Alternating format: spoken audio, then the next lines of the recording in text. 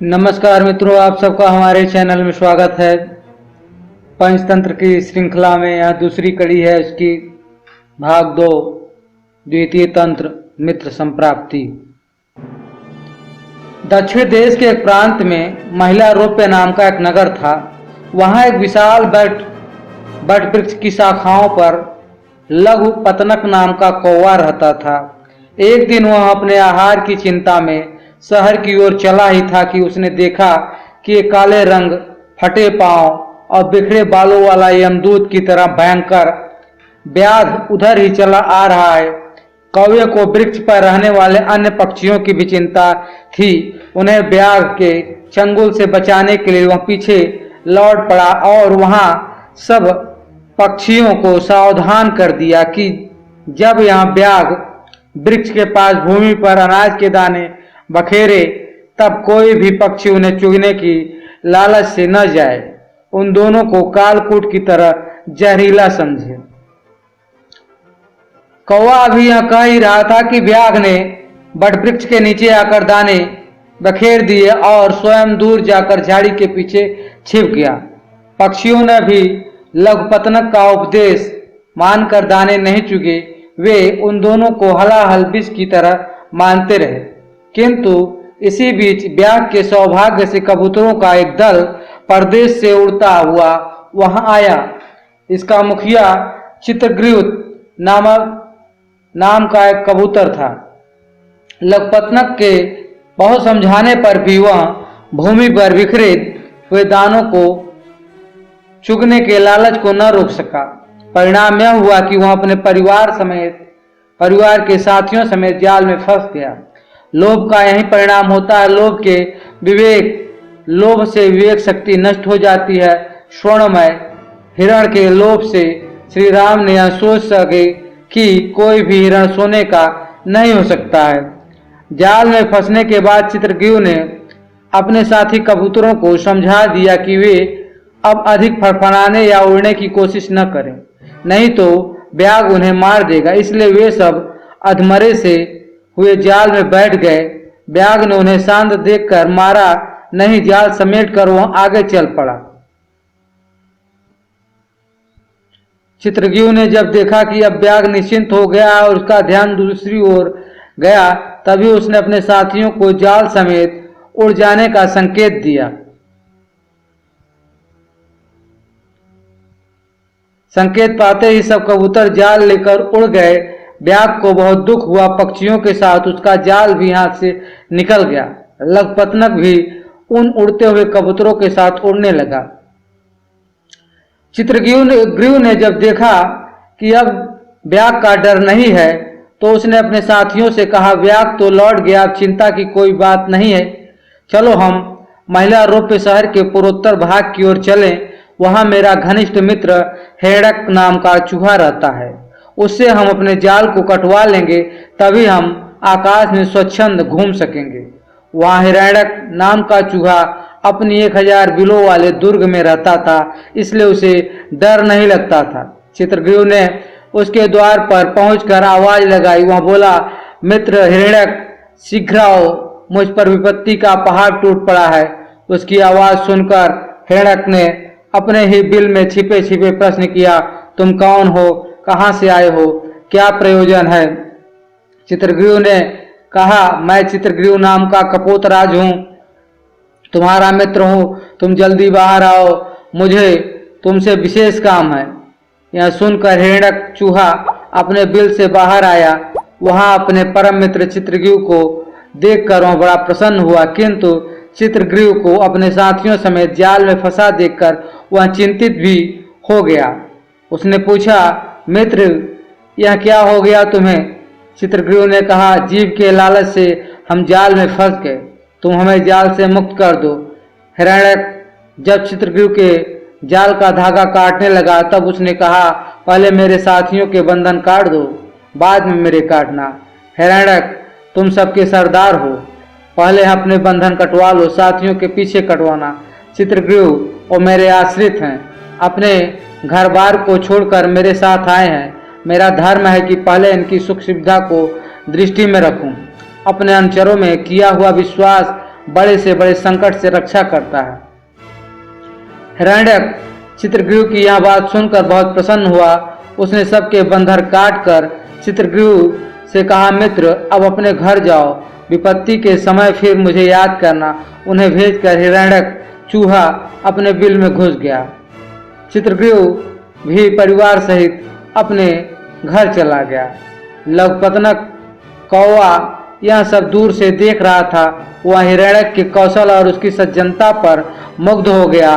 उसने मन ही मन सोचा, यद्यपि मेरा स्वभाव है कि मैं किसी का विश्वास नहीं करता, किसी को अपना हितैषी नहीं मानता, तथापि इस चूहे के गुणों से प्रभावित होकर मैं इसे अपना मित्र बनाना चाहता हूँ। यह सोचकर वह हिरण्यक के बिल के पास जाकर चित्रगृह के समान ही आवाज बनाकर हिरण्यक को पुकारने लगा। उसकी आवाज सुनकर हिरण्यक ने सोचा, यह कौन सा कबूतर है, क्या इसके बंधन कटने शेष रह गए हैं। हिरण्यक ने पूछा, तुम कौन हो? लवपतनक, मैं लवपतनक नाम का कौवा हूँ। हिरण्यक, मैं तुम्हें नहीं जानता हूँ, तुम अपने घर चले जाओ। लवपतनक, मुझे तुमसे बहुत जरूरी काम है, एक बार दर्शन तो दे दो। हिरण्यक, मुझे तुम्हें दर्शन देने का कोई प्रयोजन दिखाई नहीं देता। लवपतनक, चित्रगृह के बंधन काटते देखकर मुझे तुमसे बहुत प्रेम हो गया है। कभी मैं भी बंधन में पड़ जाऊंगा तो तुम्हारी सेवा में आना पड़ेगा। हिरण्यक, तुम झोंका हो, मैं तुम्हारा भोजन हूँ, हम में प्रेम कैसा। जाओ, दो प्रकृति से विरोधी जीवों में मैत्री नहीं हो सकता। लवपतनक, हिरण्यक, मैं तुम्हारे द्वार पर मित्रता की भीख लेकर आया हूँ, तुम मैत्री नहीं करोगे तो यहीं प्राण दे दूंगा। हिरण्यक, हम सहज बैरी हैं, हम में मैत्री नहीं हो सकती। लवपतनक, मैं तो कभी तुम्हारे दर्शन भी नहीं किए, हम में वैर कैसा। हिरण्यक, बैर तो दो तरह का होता है, सहज और कृत्रिम, तुम मेरे सहज बैरी हो। लवपतनक, मैं दो तरह के बैरों का लक्षण सुनना चाहता हूँ। हिरण्यक, जो बैर कारण से वह कृत्रिम होता है, कारणों से ही वह बैर का अंत भी हो सकता है। स्वाभाविक बैर निष्कारण होता है, उसका अंत हो ही नहीं सकता। लवपतनक ने बहुत अनुरोध किया, किंतु हिरण्यक ने मैत्री के प्रस्ताव को स्वीकार नहीं किया। तब लवपतनक ने कहा, यह तुम्हें मुझ पर विश्वास न हो, तुम अपने बिल में छिपे रहो, मैं बिल के बाहर बैठा बैठा ही तुमसे बातें कर लिया करूँगा। हिरण्यक ने लवपतनक की यह बात मान ली, किंतु लवपतनक को सावधान करते हुए कहा, कभी मेरे बिल में प्रवेश करने की चेष्टा मत करना। कौवा इस बात को मान गया। उसने शपथ ली कि कभी वह ऐसा नहीं करेगा। तब से वे दोनों मित्र बन गए, नित्य प्रति परस्पर बातचीत करते थे। दोनों के दिन बड़े सुख से कटते थे। कौवा कभी कभी इधर उधर से अन्न ग्रहण करके चूहे को भेंट भी देता था। मित्रता में आदान प्रदान स्वाभाविक था। धीरे धीरे दोनों के मित्र घनिष्ठ होती गई। दोनों एक क्षण भी एक दूसरे से अलग नहीं रह सकते थे। बहुत दिन बाद एक दिन आंखों में आंसू भरकर लवपतनक ने हिरण्यक से कहा, मित्र अब मुझे इस देश से विरक्ति हो गई है, इसलिए दूसरे देश में चला जाऊंगा। कारण पूछने पर उसने कहा, इस देश में अनावृष्टि के कारण दुर्भिक्ष पड़ गया है, लोग स्वयं भूख मर रहे हैं, एक दाना भी नहीं रहा, घर घर में पक्षियों के पकड़ने के लिए जाल बिछ गए हैं, मैं तो भाग्य से ही बच गया। ऐसे देश में रहना ठीक नहीं है। हिरण्यक, कहाँ जाओगे? लवपतनक, दक्षिण दिशा की ओर एक तालाब है, वहाँ मंथरक नाम का एक कछुआ रहता है, वहाँ भी मेरा वैसा ही घनिष्ठ मित्र है जैसे तुम हो। उसकी सहायता से मुझे पेट भरने योग्य अन्न मांस अवश्य मिल जाएगा। हिरण्यक, यही बात है तो मैं भी तुम्हारे साथ चलूँगा, मुझे भी यहाँ बड़ा दुख है। लवपतनक, तुम्हें किस बात का दुख है? हिरण्यक, यह मैं वहीं पहुंचकर तुम्हें बताऊंगा। लवपतनक, किंतु मैं तो आकाश में उड़ने वाला हूँ, मेरे साथ तुम कैसे जाओगे? हिरण्यक, मुझे अपने पंखों पर बिठाकर वहां ले चलो। लवपतनक यह बात सुनकर प्रसन्न हुआ। उसने कहा कि वह संपात आदि 8 प्रकार की उड़ने की गतियों से परिचित है। वह उसे सुरक्षित निर्दिष्ट स्थान पर पहुंचा देगा। यह सुनकर हिरण्यक चूहा लखपतनक कौवे की पीठ पर बैठ गया। दोनों आकाश में उड़ते हुए तालाब के किनारे पहुंचे। मंथरक ने जब देखा कि कोई कौवा चूहे को पीठ पर बिठाकर आ रहा है तो वह डर के मारे पानी में घुस गया। लखपतनक को उसने पहचाना नहीं।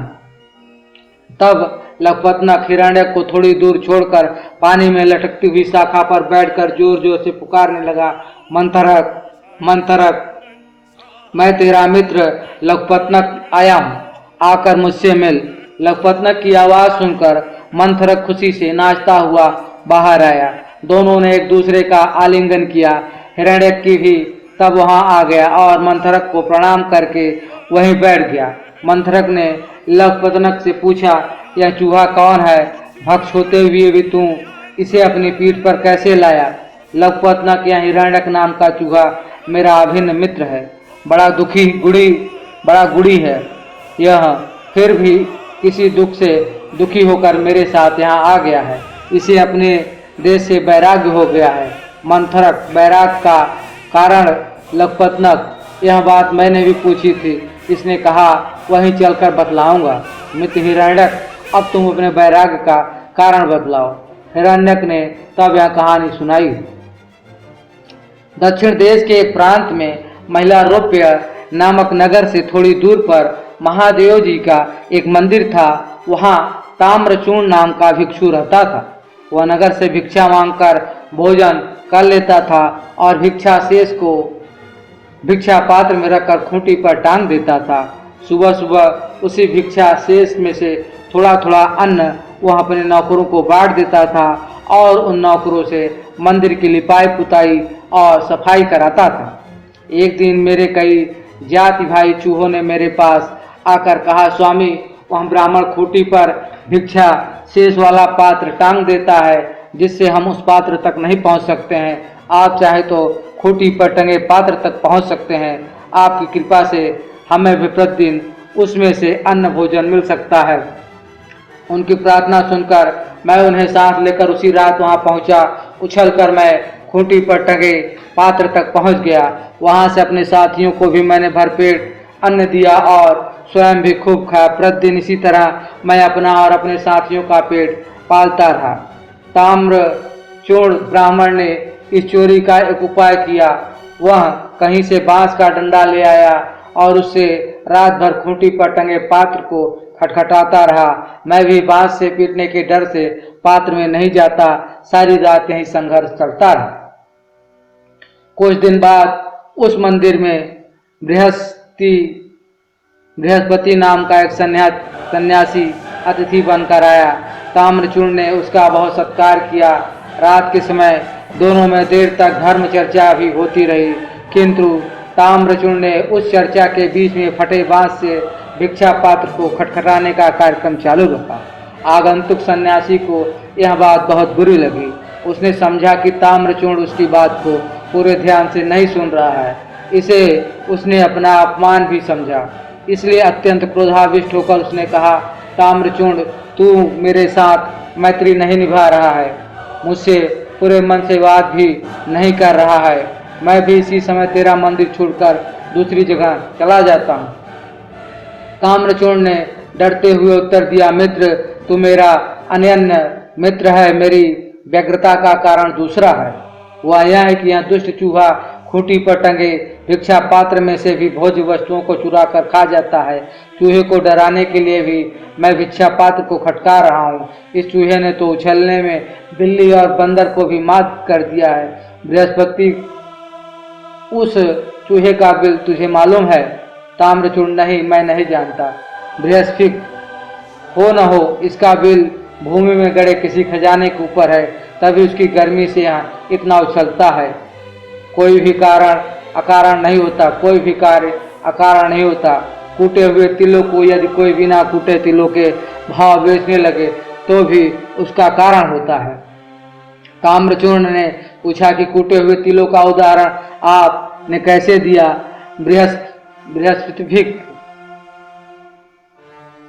बृहस्पति ने कहा, तब कूटे हुए तुलों की बिक्री की यहाँ कहानी सुनाई। एक बार मैं चौमासे में एक ब्राह्मण के घर गया था। वहाँ रहते हुए एक दिन मैंने सुना कि ब्राह्मण और ब्राह्मण पत्नी में यह बातचीत हो रही। ब्राह्मण, कल सुबह कर्क संक्रांति है, भिक्षा के लिए मैं दूसरे गांव जाऊंगा। वहाँ एक ब्राह्मण सूर्यदेव की तृप्ति के लिए कुछ दान करना चाहते हैं। पत्नी, तुझे तो भोजन योग्य अन्न कमाना भी नहीं आता। तेरी पत्नी होकर मैंने कभी सुख नहीं भोगा, मिष्ठान नहीं खाए, वस्त्र और आभूषणों को तो बात ही क्या कहनी। ब्राह्मण देवी, तुम्हें ऐसा नहीं कहना चाहिए। अपनी इच्छा के अनुरूप धन किसी को नहीं मिलता। पेट भरने योग्य अन्न तो मैं भी ले आता हूँ। इससे अधिक की तृष्णा का त्याग कर दो। अति तृष्णा के चक्कर में मनुष्य के माथे पर शिखा हो जाती है। ब्राह्मणी ने पूछा, यह कैसे? तब ब्राह्मण ने सुअर, शिकारी और गीदड़ की यह कथा सुनाई। एक दिन शिकारी शिकार की खोज में जंगल की ओर गया। जाते जाते उसे वन में काले अंजन के पहाड़ जैसा काला बड़ा सुअर दिखाई दिया। उसे देखकर उसने अपने धनुष के प्रत्यंचा को कानों तक खींचकर निशाना मारा। निशाना ठीक स्थान पर लगा। सुअर घायल होकर शिकारी की ओर दौड़ा। शिकारी भी तीखे दांत वाले सुअर के हमले से गिरकर घायल हो गया। उसका पेट फट गया। शिकारी और शिकार दोनों का अंत हो गया। इसी बीच एक भटकता हुआ और भूख से तड़पता गीदड़ वहां आ पहुंचा। वहां सुअर और शिकारी दोनों को मरा देखकर वो सोचने लगा, आज दैववश बड़ा अच्छा भोजन मिला है। कई बार बिना विशेष उद्यम के ही अच्छा भोजन मिल जाता है। इसे पूर्व जन्म का फल ही कहना चाहिए। यह सोचकर वह मृत लाशों के पास जाकर पहले छोटी चीजें खाने लगा। उसे याद आ गया कि अपने धन का उपयोग मनुष्य को धीरे धीरे ही करना चाहिए। इसका प्रयोग रसायन के प्रयोग की तरह करना उचित है। इस तरह अल्प से अल्प धन भी बहुत काल तक काम देता है। अतः इनका भोग मैं इस रीति से करूंगा कि बहुत दिनों तक इनके उपभोग से ही मेरा प्राण यात्रा चलती रहे। यह सोचकर उसने निश्चय किया कि वह पहले धनुष की डोरी को खाएगा। उस समय धनुष की प्रत्यंचा चढ़ी हुई थी। उसकी डोरी कमान के दोनों सिरों पर कसकर बंधी हुई थी। गीदड़ ने डोरी को मुख में लेकर चबाया। चबाते ही डोरी बहुत वेग से टूट गई और धनुष के कोने का एक सिरा उसके माथे को भेदकर ऊपर निकल गया, मानो माथे पर शिखा निकल आई हो। इस प्रकार घायल होकर वह गीदड़ भी वहीं मर गया। ब्राह्मण ने कहा, इसलिए मैं कहता हूँ, अतिशय लोभ के से माथे पर शिखा हो जाती है। ब्राह्मणी ने ब्राह्मण की यह कहानी सुनने के बाद कहा, यदि यही बात है तो मेरे घर में थोड़े से तिल पड़े हैं, उनका शोधन करके कूट छाट कर अतिथि को खिला देती। ब्राह्मण भी उसकी बात से संतुष्ट होकर भिक्षा के लिए दूसरे गांव की ओर चल दिया। ब्राह्मणी ने भी अपने वचनानुसार घर में पड़े तिलों को छाटना शुरू कर दिया। छाट पछोड़कर जब उसने तिल को सुखाने के लिए धूप में फैलाया तो एक कुत्ते ने उन तिलों को मित्र विष्ठा से खराब कर दिया। ब्राह्मणी बड़ी चिंता में पड़ गई। यही तिल थे जिन्हें पकाकर उसने अतिथि को भोजन देना था। बहुत विचार के बाद उसने सोचा, अगर वह इन्हें शोधित तिल के बदले अशोधित तिल मांगेगी तो कोई भी दे देगा। इनके उचिष्ट होने का किसी को भी पता नहीं लगेगा। यह सोचकर वह उन तिलों को छाछ में रखकर घर घर घूमने लगी और कहने लगी, कोई इन छटे हुए तिलों के स्थान पर बिना छटे तिल दे दे। अचानक यह हुआ कि जिस घर में मैं भिक्षा के लिए गया था उसी घर में वह तिलों को बेचने पहुंच गई और कहने लगी, बिना छटे हुए तिलों के स्थान पर छटे हुए तिलों को ले लो। उस घर की गृह पत्नी जब यहाँ सौदा करने जा रही थी तब उसके लड़के ने, जो अर्थशास्त्र का पढ़ा हुआ था, कहा, माता इन तिलों को मत दो। कौन पागल होगा जो बिना छठे तिलों को लेकर छटे हुए तिल देगा। यह बात निष्कारण नहीं हो सकती। अवश्य में इन छठे तिलों में कोई दोष होगा। पुत्र के कहने से माता ने सौदा नहीं किया। यह कहानी सुनाने के बाद बृहस्पति ने ताम्रचूर्ण से पूछा, क्या तुम्हें उसके आने जाने का मार्ग मालूम है? ताम्रचूर्ण, भगवान, वह तो मालूम नहीं। वह अकेला नहीं आता, दल बल समेत आता है। उनके साथ ही वह आता है और साथ ही जाता है। बृहस्पति, तुम्हारे पास कोई फावड़ा है? ताम्रचूर्ण ने कहा, फावड़ा तो है। दोनों ने दूसरे दिन फावड़ा लेकर हमारे चूहे के पद चिन्हों का अनुसरण करते हुए मेरे बिल तक आने का निश्चय किया। मैं उनकी बातें सुनकर बड़ा चिंतित हुआ। मुझे निश्चिंत हो गया कि वे इस तरह मेरे दुर्ग तक पहुंचकर फावड़े से उसे नष्ट कर देंगे। इसलिए मैंने सोचा मैं अपने दुर्ग की ओर न जाकर किसी अन्य स्थान की ओर चल देता हूँ। इस तरह सीधा रास्ता छोड़कर दूसरे रास्ते से जब मैं दल बल जा रहा तो मैंने देखा कि मोटा बिल्ला आ रहा था और बिल्ला चूहों की मंडली देखकर उस पर टूट पड़ा और बहुत से चूहे मारे गए, बहुत से घायल हो गए। एक भी चूहा ऐसा न था जो लहूलुहान न हुआ हो। उन सब ने इस विपत्ति का कारण मुझे ही माना। मैं ही उन्हें असली रास्ते से के स्थान पर दूसरे रास्ते ले जा रहा था। बाद में उन्होंने मेरा साथ छोड़ दिया। वे सब पुराने दुर्ग में चले गए। इस बीच बृहस्पति और ताम्रचूड़ भी फावड़ा समेत दुर्ग तक पहुंच गए। वहां पहुंचकर उन्होंने दुर्ग को खोदना शुरू कर दिया। खोदते खोदते उनके हाथ में खजाना लग गया, जिसकी गर्मी से मैं बंदर और बिल्ली से भी अधिक उछल सकता था। खजाना लेकर दोनों ब्राह्मण मंदिर को लौट गए। मैं जब अपने दुर्ग में गया तो उसे उजड़ा देखकर मेरा दिल बैठ गया। उसकी वह अवस्था देखी नहीं जाती थी। सोचने लगा क्या करूं, कहाँ जाऊं, मेरे मन को कहाँ शांति मिलेगी। वह बहुत सोचने के बाद मैं फिर निराशा में डूबा हुआ उसी मंदिर में चला गया जहाँ ताम्रचूड़ रहता था। मेरे पैरों की आहट सुनकर ताम्रचूड़ ने फिर खूंटी पर टंगे भिक्षा पात्र को फटे बांस से पीटना शुरू कर दिया। बृहस्पति ने उससे पूछा, मित्र अब भी तू निशंक होकर नहीं सोता, क्या बात है? ताम्रचूड़, भगवान हुआ चूहा फिर यहाँ आ गया है। मुझे डर है कि मेरे भिक्षा शेष को भी वह फिर न कहीं खा जाए। बृहस्पति के मित्र, अब डरने की कोई बात नहीं। धन के खजाने के साथ उसके उछलने का उत्साह भी नष्ट हो गया है। सभी जीव के साथ ऐसा होता है। धन बल से ही मनुष्य उत्साही होता है, वीर होता है और दूसरों को पराजित करता है।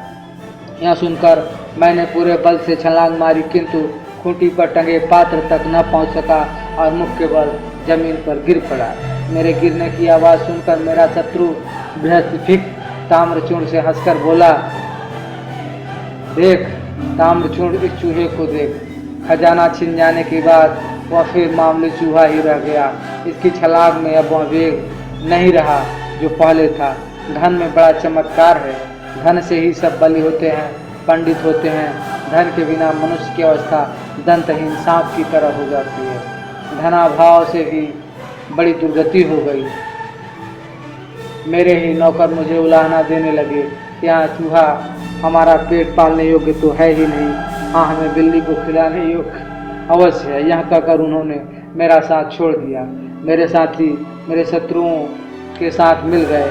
मैंने भी एक दिन सोचा कि मैं फिर मंदिर में जाकर खजाना पाने का यत्न करूँगा। इस यत्न में मेरी मृत्यु भी हो जाए तो भी चिंता नहीं है। यह सोचकर मैं फिर मंदिर में गया। मैंने देखा कि ब्राह्मण खजाने की पेटी को सिर के नीचे रखकर सो रहे हैं। मैं पेटी में छिद्र करके जब धन चुराने लगा तो वे जाग गए। लाठी लेकर वे मेरे पीछे दौड़े। एक लाठी मेरे सिर पर लगी। आयु शेष थी इसलिए मृत्यु नहीं हुई, किंतु घायल बहुत हो गया। सच तो यह है कि जो धन भाग्य में लिखा होता है वह तो मिल ही जाता है। संसार की कोई शक्ति उसे हस्तगत होने में बाधा नहीं डाल सकती। इसलिए मुझे कोई शक नहीं है, जो हमारे हिस्से का है वह हमारा अवश्य होगा। इतनी कथा कहने के बाद हिरण्यक ने कहा, इसलिए मुझे वैराग हो गया और इसलिए मैं लघुपतनक की पीठ पर चढ़कर यहाँ आ गया। मंथरक ने उसे आश्वासन देते हुए कहा, मित्र, नष्ट हुए धन की चिंता न करो। जवानी और धन का उपभोग क्षणिक होता है। पहले धन के अर्जन में दुख, फिर उसके संरक्षण में दुख। जितने कष्टों से मनुष्य का धन का संचय करता है, उसके शतांश कष्टों से भी यदि वह धर्म का संचय करे तो उसे मोक्ष मिल जाए। विदेश प्रवास का भी दुख मत करो। व्यवसायी के लिए कोई स्थान दूर नहीं, विद्वान के लिए कोई विदेश नहीं और प्रियवादी के लिए कोई पराया नहीं। इसके अतिरिक्त धन कमाना तो भाग्य की बात है। भाग्य न हो तो संचित धन भी नष्ट हो जाता है। अभागा आदमी अर्थोपार्जन करके भी उसका भोग नहीं कर पाता, जैसे मूर्ख सोमिलक नहीं कर पाया था। हिरण्यक ने पूछा, कैसे? मंथरक ने तब सोमिलक की यह कथा सुनाई। एक नगर में सोमिलक नाम का एक जुलाहा रहता था। विविध प्रकार के रंगीन और सुंदर वस्त्र बनाने के बाद भी उसे भोजन वस्त्र मात्रा से अधिक धन कभी प्राप्त नहीं होता था। अन्य जुलाहे मोटे सादा कपड़ा बुनते हुए धनी हो गए थे। उन्हें देखकर एक दिन सोमलेख ने अपनी पत्नी से कहा, प्रिय देखो, मामूली कपड़ा बुनने वाले जुलाहों ने भी कितना धन वैभव संचित कर लिया है और मैं इतना सुंदर उत्कृष्ट वस्त्र बनाते हुए भी आज तक निर्धन ही हूँ। प्रतीत होता है यह स्थान मेरे लिए भाग्यशाली नहीं है, अतः विदेश जाकर धनोपार्जन करूंगा। सोमलिक की पत्नी ने कहा, प्रियतम, विदेश में धनोपार्जन की कल्पना मिथ्या स्वप्न से अधिक नहीं है। धन की प्राप्ति होनी हो तो स्वदेश में ही हो जाती है, न होनी हो तो हथेली में आया धन भी नष्ट हो जाता है। अतः यहीं रहकर व्यवसाय करते रहो, भाग्य में लिखा होगा तो यहीं धन की वर्षा हो जाएगी। सोमलिक भाग्य की बात तो कायर करते रहते हैं। लक्ष्मी उद्योगी और पुरुषार्थी शेर नर को ही प्राप्त होती है। शेर को भी अपने भोजन के लिए उद्यम करना पड़ता है। मैं भी उद्यम करूंगा, विदेश जाकर धन संचय का यत्न करूंगा। यह कहकर सोमलिक वर्धमानपुर चला गया। वहां 3 वर्ष में अपने कौशल से 300 सोने की मोहर लेकर वह घर की ओर चल दिया। रास्ता लंबा था, आधे रास्ते में ही दिन ढल गया, शाम हो गई। आसपास कोई घर नहीं था। एक मोटे वृक्ष की शाखा के ऊपर चढ़कर रात बिताई। सोते सोते स्वप्न आया कि 2 भयंकर आकृति के पुरुष आपस में बात कर रहे हैं। एक ने कहा, हे पौरुष, तुझे क्या मालूम नहीं कि सोमलिक के पास भोजन वस्त्र से अधिक धन नहीं रख सकता, तब तूने इसे 300 मोहरें क्यों दी? दूसरा बोला, हे भाग्य, मैं तो प्रत्येक पुरुषार्थी को एक बार उसका फल दूंगा ही। उसे उसके पास रहने देना या नहीं रहने देना तेरे अधीन है।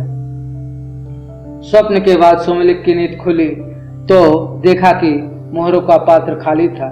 इतने कष्ट से संचित धन के इस तरह लुप्त हो जाने से सोमलिक बड़ा दुखी हुआ और सोचने लगा, अपनी पत्नी को कौन सा मुख दिखाऊंगा, मित्र क्या कहेंगे। यह सोचकर वह फिर वर्धमानपुर को ही वापिस आ गया। वहां दिन रात घोर परिश्रम करके उसने वर्ष भर में ही 500 मोहरें जमा कर ली। उन्हें लेकर वह घर की ओर जा रहा था कि फिर आधे रास्ते में रात पड़ गई। इस बार वह सोने के लिए ठहरा नहीं, चलता ही गया। किंतु चलते चलते ही उसने फिर उन दोनों पौरुष और भाग्य को पहले की तरह बातचीत करते हुए सुना। भाग्य ने फिर वही बात कही, हे पौरुष, क्या तुझे मालूम नहीं कि सोमलिक के पास भोजन वस्त्र से अधिक धन नहीं रह सकता है, तब उसे तूने 500 मोहरें क्यों दी? और उसने वही उत्तर दिया, हे भाग्य, मैं तो प्रत्येक व्यवसायी को एक बार उसका फल दूंगा ही, इससे आगे तेरे अधीन है, उसके पास रहने दे या छीन ले। इस बातचीत के बाद सोमलिक ने जब अपनी मोहरों वाली गठरी देखी तो वह मोहरों से खाली थी। इस तरह 2 बार खाली हाथ होकर सोमलिक का मन बहुत दुखी हुआ। उसने सोचा, इस धनहीन जीवन से तो मृत्यु ही अच्छी है। आज इस वृक्ष की टहनी से रस्सी में बांध कर उस पर लटक जाता हूँ और यही प्राण दे देता हूँ। गले में फंदा लगा। उसने टहनी से बांध कर जब वह लटकने ही वाला था कि उसे आकाशवाणी हुई, सोमलिक, ऐसा दुस्साहस मत कर, मैंने ही तेरा धन चुराया है। तेरे भाग्य में भोजन वस्त्र मात्र से अधिक धन का उपभोग नहीं लिखा है। व्यर्थ के धन संचय में अपनी शक्तियां नष्ट मत कर, घर जा सुख से रह। तेरे साहस से तो मैं प्रसन्न हूँ, तू चाहे तो एक वरदान मांग ले, मैं तेरी इच्छा पूरी करूँगा। सोमलिक ने कहा, मुझे वरदान में प्रचुर धन दे दो। अदृश्य देवता ने उत्तर दिया, धन का क्या उपयोग, तेरे भाग्य में उसका उपभोग नहीं है। भोग रहित धन को लेकर क्या करेगा? सोमलिक तो धन का भूखा था, बोला, भोग हो या न हो, मुझे धन ही चाहिए। बिना उपयोग या उपभोग के भी धन की बड़ी महिमा है। संसार में वही पूज्य माना जाता है जिसके पास धन का संचय है। कृपण और अकुलीन भी समाज में आदर पाते हैं। संसार उनकी ओर आशा लगाए बैठा रहता है, जिस तरह वह गीदड़ बैल से आशा रखकर उसके पीछे 15 वर्ष तक घूमता है। भाग्य ने पूछा, किस तरह? सोमलिक ने फिर बैल और गीदड़ की यह कहानी सुनाई। एक स्थान पर तीक्ष्ण विशाल नाम का एक बैल रहता था। बहुत उन्मत्त होने के कारण उसे किसान ने छोड़ दिया। अपने साथी बैलों से छूटकर वह जंगल में ही मतवाले हाथी की तरह वे रोक टोक घूमा करता था, बिना रोक टोक के घूमा करता था। उसी जंगल में प्रलोभक नाम का एक गीदड़ भी था। एक दिन वह अपनी पत्नी समेत नदी किनारे बैठा था कि वह बैल वहीं पानी पीने आ गया। बैल के मांसल कंधों पर लटकते हुए मांस को देखकर गिदड़ी ने गीदड़ से कहा, स्वामी, इस बैल के लटकती हुई लोथ को देखो, न जाने किस दिन यह जमीन पर गिर जाए। तुम इसके पीछे पीछे जाओ, जब यह जमीन पर गिरे ले आना। गीदड़ ने उत्तर दिया, प्रिय, न जाने यह लोथ गिरे या न गिरे, कब तक इसका पीछा करूंगा। इस व्यर्थ के काम में मुझे मत लगाओ। हम यहाँ चैन से बैठे हैं। जो चूहे इस रास्ते से जाएंगे उन्हें मार कर हम भोजन कर लेंगे। तुझे यहाँ अकेली छोड़कर जाऊंगा तो शायद कोई दूसरा गीदड़ ही इस घर को अपना बना ले। अनिश्चित लाभ की आशा में निश्चित वस्तु का परित्याग कभी अच्छा नहीं होता। गीदड़ी बोली, मैं नहीं जानती कि तू इतना कायर और आलसी है। तुझमें इतना भी उत्साह नहीं है जो थोड़े से धन से संतुष्ट हो जाता है और थोड़े से धन को भी गंवा बैठता है। इसके अतिरिक्त अब मैं चूहे के मांस से ऊब गई हूँ। बैल के ये मांसपिंड अब गिरने वाले ही दिखाई देते हैं, इसलिए अब इसका पीछा करना ही चाहिए। गीदड़ी के आग्रह पर गीदड़ को बैल के पीछे जाना पड़ा। सच तो यहाँ के पुरुष तभी तक प्रभु होता है जब तक उस पर स्त्री का अंकुश नहीं पड़ता। स्त्री का हठ पुरुष से सब कुछ करा देता है। तब से गीदड़ी दोनों बैल के पीछे घूमने लगी। उनकी आंखें उसके लटकते मांस पिंड पर लगी थी, लेकिन वह मांस पिंड अब गिरा तब गिरा, लगाते हुए भी गिरता नहीं था। अंत में 10-15 वर्ष इसी तरह बैल का पीछा करने के बाद एक दिन गीदड़ ने कहा, प्रिय, न मालूम यह गिरे भी या न गिरे, इसलिए अब इसकी आशा छोड़कर अपनी राह लो। कहानी सुनने के बाद पौरुष ने कहा, यदि यही बात है, धन की इच्छा इतनी प्रबल है तो तू फिर वर्धमानपुर चला जा। वहाँ 2 बनियों के पुत्र हैं, एक गुप्त धन, दूसरा उपभोक्त धन। इन दोनों प्रकार के धनों का स्वरूप जानकर तू किसी एक धन का वरदान मांगना। यदि तू उपभोग की योग्यता के बिना धन चाहेगा तो तुझे गुप्त धन दे दूंगा, और यदि खर्च के लिए धन चाहेगा तो उपभोक्त धन दे दूंगा। यह कहकर वह देवता लुप्त हो गया। सोमलिक उसके आदेशानुसार फिर वर्धमानपुर पहुंचा। शाम हो गई थी। पूछता पूछता वह गुप्त धन के घर पर चला गया। घर पर उसका किसी ने सत्कार नहीं किया। इसके विपरीत उसे भला बुरा कहकर गुप्त धन और उसकी पत्नी ने घर से बाहर धकेलना चाहा, किंतु सोमिलक भी अपने संकल्प का पक्का था। सबके विरुद्ध होते हुए भी वह घर में घुसकर जा बैठा। भोजन के समय उसे गुप्त धन ने रूखी सूखी रोटी दे दी। उसे खाकर वह वहीं सो गया। स्वप्न में उसने फिर वहीं दोनों देव देखे। वे बातें कर रहे थे। एक कह रहा था, हे पौरुष, तूने गुप्त धन को भोग से इतना अधिक धन क्यों दे दिया कि उसने सोमलिक को भी रोटी दे दी। और उसने उत्तर दिया, मेरा इसमें दोष नहीं है। मुझे पुरुष के हाथों धर्म पालन करवाना ही है, उसका फल देना तेरे अधीन है। दूसरे दिन गुप्त धन पेचिश से बीमार हो गया और उसे उपवास करना पड़ा। इस तरह उसकी क्षतिपूर्ति हो गई। सोमलिक अगले दिन सुबह उपयुक्त धन के घर गया। वहां उसने भोजन आदि द्वारा उसका सत्कार किया। सोने के लिए सुंदर शैया भी दी। सोते सोते उसने फिर सुना कि वहीं दोनों देव बातें कर रहे थे। एक कह रहा था, हे पौरुष, इसने सोमलिक का सत्कार करते हुए बहुत धन व्यय कर दिया है, अब इसकी क्षतिपूर्ति कैसी होगी। दूसरे ने कहा, हे भाग्य, सत्कार के लिए धन व्यय करवाना मेरा धर्म था, इसका फल देना तेरा अधीन है। सुबह होने पर सोमलिक ने देखा कि राज दरबार से एक राजपुरुष राजा राजप्रसाद के रूप में धन की भेंट लाकर उपयुक्त धन को दे रहा था। यहाँ देखकर सोमलिक ने विचार किया, यहाँ संचय रहित उपभुक्त धन ही गुप्त धन से श्रेष्ठ है। जिस धन का दान कर दिया जाए या सत्कार में व्यय कर दिया जाए, वह धन संचित धन की अपेक्षा बहुत अच्छा होता है। मंथरक ने कहानियां सुनाकर हिरण्यक से कहा कि इस कारण तुझे भी धन विषयक चिंता नहीं करनी चाहिए। तेरा जमीन में गड़ा हुआ खजाना चला गया तो जाने दे, भोग के बिना उसका तेरे लिए उपभोग भी क्या था। उपार्जित धन का सबसे अच्छा संरक्षण यही है कि उसका दान कर दिया जाए। शहद की मक्खियाँ इतना मधु संचय करती हैं किंतु भोग नहीं कर सकती। इस संचय से क्या लाभ। मंथरक, कछुआ, लखपतनक कौवा और हिरण्यक चूहा वहाँ बैठे बैठे यही बातें कर रहे थे कि वहाँ चित्रांग नाम का एक हिरण कहीं से दौड़ता हाँकता हुआ आ गया। एक व्याघ्र उसका पीछा कर रहा था। उसे आता देखकर कौवा उड़कर वृक्ष की शाखा पर बैठ गया। हिरण्यक पास के बिल में घुस गया और मंथरक तालाब के पानी में जा छिपा।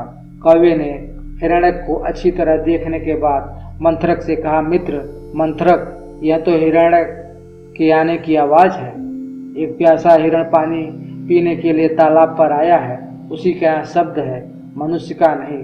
मंथरक, यह हिरण बार बार पीछे मुड़कर देख रहा है और डरा हुआ सा, इसलिए यह प्यासा नहीं बल्कि व्याघ्र के डर से भागा हुआ है। देख तो सही इसके पीछे व्याघ्र आ रहा है या नहीं। दोनों की बातें सुनकर चित्रांग हिरण बोला, मंथरक, मेरे भय का कारण तुम जान गए हो। मैं व्याघ्र के बाणों से डरकर बड़ी कठिनाई से यहाँ पहुँच पाया हूँ। तुम मेरी रक्षा करो, अब तुम्हारी शरण में हो। मुझे कोई ऐसी जगह बतलाओ जहाँ व्याघ्र ना पहुँच सके। मंथरक ने हिरण्य को घने जंगलों में भाग जाने की सलाह दी, किंतु लखपतनक ने ऊपर से देखकर बतलाया कि व्याघ्र दूसरी दिशा में चले गए, इसलिए अब डर की कोई बात नहीं। इसके बाद चारों मित्र तालाब के किनारे वृक्ष की छाया में मिलकर देर तक बातें करते रहे। कुछ समय बाद एक दिन जब कछुआ, कौवा और चूहा बातें कर रहे थे, शाम हो गई। बहुत देर बाद भी हिरण नहीं आया। तीनों को संदेह होने लगा कहीं फिर वह व्याध के जाल में न फंस गया हो अथवा शेरबाग आदि ने उस पर हमला न कर दिया हो। घर में बैठे स्वजन अपने प्रवासी प्रियजनों के संबंध में सदा शंकित रहते हैं। बहुत देर तक चित्रांग हिरण नहीं आया तो मंथरक कछुए ने लखपतनक कौवे को जंगल में जाकर हिरण के खोजने की सलाह दी। लखपतनक ने कुछ दूर जाकर देखा, वहां चित्रांग एक जाल में बंधा हुआ। लखपतनक उसके पास गया। उसे देखकर चित्रांग की आंखों में आंसू आ गए और बोला, अब मेरी मृत्यु निश्चित है। अंतिम समय में तुम्हारे दर्शन के मुझे बड़ी प्रसन्नता हुई। प्राण विसर्जन के समय मित्र दर्शन बड़ा सुखद होता है। मेरे अपराध क्षमा करना। लखपतनक ने धीरज बधाते हुए कहा, घबराओ मत, मैं हिरण्यक चूहे को बुला लाता हूँ और तुम्हारे जाल काट देगा। यह कहकर हिरण्यक के पास चला गया और शीघ्र ही उसे पीठ पर बिठाकर ले आया। हिरण्यक अभी जाल काटने की विधि सोच ही रहा था कि लखपतनक ने वृक्ष के ऊपर से दूर पर किसी को देखकर कहा, यह तो बहुत बुरा हुआ। हिरण्यक ने पूछा, क्या कोई व्याघ्र आ रहा है? लखपतनक, नहीं, व्याघ्र तो नहीं, किंतु मंथरक कछुआ इधर चला आ रहा है। हिरण्यक, तब तो खुशी की बात है, दुखी क्यों होता है? लखपतनक, दुखी इसलिए होता हूँ कि व्याघ्र के आने पर मैं ऊपर उड़ जाऊंगा, हिरण्यक बिल में घुस जाएगा, चित्रांग भी छलांगे मारकर घने जंगल में घुस जाएगा, लेकिन यह मंथरक कैसे अपनी जान बचाएगा? यही सोचकर चिंतित हो रहा हूँ। मंथरक के वहां आने पर हिरण्यक ने मंथरक से कहा, मित्र, तुमने यहाँ का रक्षा नहीं किया, अब भी वापस लौट जाओ, कहीं व्याघ्र न आ जाए। मंथरक ने कहा, मित्र, मैं अपने मित्र को आपत्ति में जानकर वहां नहीं रह सका, सोचा उसकी आपत्ति में हाथ बटाऊंगा, तभी चला आया। ये बातें हो ही रही थी कि उन्होंने व्याघ्र को उसी ओर आते देखा। उसे देखकर चूहे ने उसी क्षण चित्रांग के बंधन काट दिए। चित्रांग भी उठकर घूम घूम कर पीछे देखता हुआ आगे भाग खड़ा हुआ। लखपतनक वृक्ष पर उड़ गया, हिरण्यक के पास बिल में घुस गया। व्याघ्र अपने जाल में किसी को न पाकर बड़ा दुखी हुआ। वहां से वापिस जाने को मुड़ा ही था कि उसकी दृष्टि धीरे धीरे जाने वाले मंथरक पर पड़ गई। उसने सोचा, आज हिरण तो हाथ आया नहीं, कछुए को ही ले चलता हूँ, कछुए को ही आज भोजन बनाऊंगा, उससे ही पेट भरूंगा। यहाँ सोचकर वह कछुए को कंधे पर डालकर चल दिया। उसे ले जाते देखकर हिरण्यक और लखपतनक को बड़ा दुख हुआ। दोनों मित्र मंथरक को बड़े प्रेम और आदर से देखते थे। चित्रांग ने भी मंथरक को व्याघ्र के कंधों पर देखा तो व्याकुल हो गया। तीनों मित्र मंथरक की मुक्ति का उपाय सोचने लगे। कौवे ने एक उपाय ढूंढ निकाला। वह यहाँ की चित्रांग व्याघ्र के मार्ग में तालाब के किनारे जाकर लेट जाए, मैं तब उसे चोंच मारने लगूंगा। व्याघ्र समझेगा कि हिरण मरा हुआ है और मंथरक को जमीन पर रखकर इसे लेने के लिए जब आएगा तो हिरण्यक जल्दी जल्दी मंथरक के बंधन काट दे, मंथरक तालाब में घुस जाए और चित्रांग छलांगे मारकर घने जंगल में चला जाएगा। मैं उड़कर वृक्ष पर ही चला जाऊंगा, सभी बच जाएंगे, मंथरक भी छूट जाएगा। तभी मित्रों ने यही उपाय किया। चित्रांग तालाब के किनारे मित्रों लेटा कौवा उसकी गर्दन पर सवार होकर चोंच चलाने लगा। व्याघ्र ने सोचा तो समझा कि हिरण जाल से छूटकर दौड़ता दौड़ता यहाँ मर गया है। उसे लेने के लिए वहां जालबद्ध कछुए को जमीन पर छोड़कर आगे बढ़ा तो हिरण्यक ने अपने वज्र समान तीखे दांतों से जाल के बंधनों को काट दिए। मंथरक पानी में घुस गया, चित्रांग भी दौड़ गया। व्याघ्र ने चित्रांग को हाथ से निकलकर जाते देखा तो आश्चर्य में डूबा हुआ वापस जाकर जब उसने देखा कछुआ भी जाल से निकलकर भाग गया है, तब उसके दुख की सीमा न रही। वहीं एक शिला पर बैठकर वह विलाप करने लगा। दूसरी ओर चारों मित्र लघुपतनक, मंथरक, हिरण्यक और चित्रांग प्रसन्नता से फूले नहीं समाते थे। मित्रता के बल पर ही चारों ने व्याघ्र से मुक्ति पाई। मित्रता में बड़ी शक्ति है। मित्र संग्रह करना जीवन की सफलता में बड़ा सहायक है। विवेकी व्यक्ति को सदा मित्र प्राप्ति में यत्नशील रहना चाहिए। इस तरह द्वितीय तंत्र पंचतंत्र का समाप्त हुआ। आशा करता हूँ कि आप सबको यहाँ हमारा प्रयास पसंद आएगा। लाइक, सब्सक्राइब और शेयर करें। धन्यवाद।